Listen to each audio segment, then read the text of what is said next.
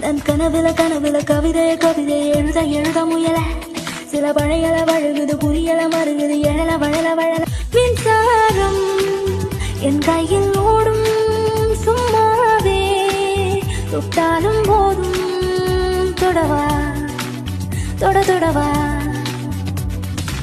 யாரும் நெருங்கி அருகில் வரவில்லை